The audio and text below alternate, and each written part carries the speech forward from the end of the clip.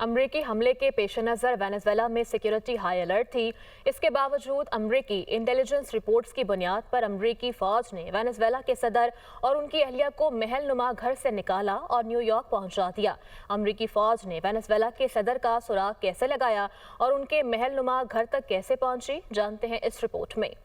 अमरीकी फोर्सेस की तैनाती के बाद वेनेजुएला के सदर की सिक्योरिटी सख्त कर दी गई, लेकिन इसके बावजूद अमरीकी फौज उन्हें बगैर किसी बड़ी मज़ाहमत के निकाल कर ले गई। आलमी मीडिया की रिपोर्ट्स में कहा गया है कि वेनेजुएला की हुकूमत के अंदर मौजूद CIA के मुखबिर ने अमरीकी फौज की एलीट डेल्टा फोर्स को निकोलस मदुरो की गिरफ्तारी से कबल उनका मकाम मालूम करने में मदद दी थी। ये मुखबिर एक वसी इंटेलिजेंस नेटवर्क का हिस्सा था जिसमें फ़ज़ाई और सिग्नल्स इंटेलिजेंस भी शामिल थे। ये कार्रवाई कई माह की बारीक बीनी से की गई मनसूबाबंदी और CIA और महकमा दिफा के दरमियान शराकतदारी का नतीजा थी। सदर मादुरो के करीब मौजूद एक अमरीकी मुखबर उनकी नकलो हरकत पर नजर रख रहा था और मुमकिन कार्रवाई के दौरान उनका दुरुस्त मकाम बताने के लिए तैयार था। कार्रवाई के इब्तिदा में अमरीकी तैयारों ने वेनेजुएला की दार हुकूमत क्रॉकस और उसके करीब उन अहदाफ और फजाई दिफाई निज़ाम पर हमले किए जो उस कार्रवाई की कामयाबी की राह में रुकावट बन सकते थे। अमरीकी हमले के बाद वेनेजुएला के फौजी अड्डों और तबाहशुदा गाड़ियों और तनसीबात को पहुंचने वाले नुकसान की तस्वीर भी मंजर आम पर आई हैं, जिनमें देखा जा सकता है कि बहुत सी फौजी गाड़ियां हक्सर हालत में मौजूद हैं। अमेरिकी स्पेशल फोर्सेस और FBI